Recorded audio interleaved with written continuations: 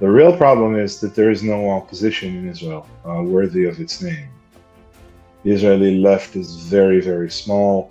The Israeli center has always tended towards the right. And most Israelis don't like our Prime Minister, Benjamin Netanyahu, but they think that what he's doing is reasonable. Right? And if you ask them if they support genocide, they'll say, of course we don't. But effectively, most Israelis don't see a solution to what Israel perceives as its security problem that doesn't include continuing the war in Gaza.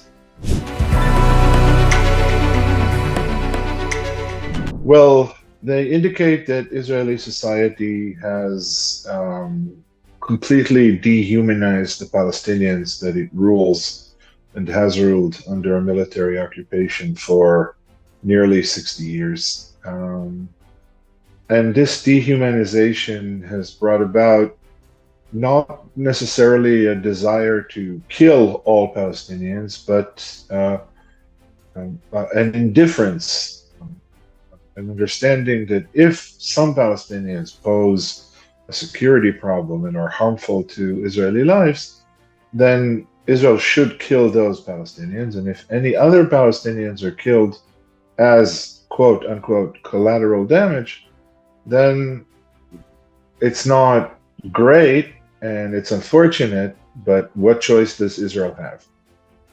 So I think that's what it says about Israeli society. We have so completely dehumanized the Palestinians that in the process we have undergone dehumanization ourselves. We are incapable of seeing the Palestinians as human beings, and that effectively means that we ourselves have lost some basic attributes of human beings in the process. With regard, generally speaking, the ultra-Orthodox live in a semi-autonomy, not geographically, but in terms of the state's intervention in their practices, in their educational system, in pretty much every aspect of their life. So as a public, they tend to be hawkish, right-wing, sometimes outright racist. They are in favor of Israeli supremacy over the Palestinians. And in fact, nearly 40% of the settlers in the occupied territories are ultra-Orthodox. Most of them live in two large, exclusively ultra-Orthodox cities that are heavily subsidized because the ultra-Orthodox population is poor. Most of the men don't work. So they support the current arrangement. They support military rule. But as a public, they tend to vote in a block. They vote in accordance with what their religious leadership tells them. So the effect that they have is very often they tend to follow the non-ultra-Orthodox leader who has the ability, the authority to take care of their sectorial needs.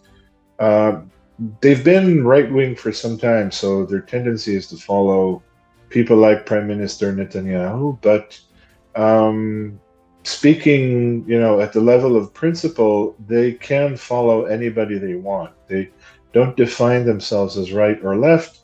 Their main concern is the preservation of their autonomy. They want to receive budgets from the state without the state involving itself in how they use those budgets, like for education, for example. So I guess to sum it up, my answer would be they are sectorial. They behave as a sector. As far as their political opinions go, they are right-wing, so they support Israel's apartheid policies. They support the occupation, but voicing opinions about these issues, and they are mostly concerned with looking out for themselves. That's a good question. Israel's tolerance and effective support for settlements and for settlers, a process that has been going on for nearly 50 years, I think indicates that at least official Israel is supportive to differing extents of this enterprise, of this notion of taking Palestinian land and making it Jewish land by force, sometimes outright stealing it, sometimes using all kinds of state mechanisms to legally appropriate it. Israeli society, the part of it, again, the settlers are a sector. Okay? They call it an army that is as starkly separate as the ultra-Orthodox, but they live a sectorial life and they care for themselves. But differently from the ultra-Orthodox, they also want to impose their agenda on the entire country. Now, most Israelis who are not settlers and who are not ultra-Orthodox are much more tolerant towards the settlers than they are towards the ultra-Orthodox. Part of it has to do with military service. The settlers most certainly serve in the military, and in terms of Israeli society, serving in the military is the ultimate test of belonging. So Israeli society, even the parts of it that consider themselves liberal, left-wing, secular, they think of the settlers as sometimes as a radical element. They think that they threaten aspects of secular life. There's a real difference of opinion there, but in principle, in terms of the state, the tolerance towards settlers and settler violence has always been very high. The military, when called to intervene in, let's say, a fight between settlers and Palestinians, will always support the settlers. And that's an important thing to understand. Israel is a Jewish state. It prefers Jews. It offers Jews more protection. It offers Jews better rights. The whole state apparatus is geared towards the preference of Jews. So the IDF, the Israeli military, when called to, again, intervene in a violent fight between Jewish settlers and Palestinian villagers, will, by definition, intervene in favor of the settlers. What does that say about Israeli society? It says that Israeli society is in a state of dissociation. A lot of secular Israelis don't like the settlers at all, don't like the direction that the settlers are setting. But these secular Israelis were born into this apartheid condition, and they see the settlers as problematic, but as part of Israeli society. So it's very difficult for them to protest against the settlers and protest against the occupation. So I guess what it's carried out in its name, but it isn't doing much of anything to protest them actively until it reaches their specific lives. Israelis will protest. We don't have public transportation on our Sabbath, on Saturdays. So Israelis will protest in favor of public transportation on Saturdays, but they won't protest in favor of the Palestinians.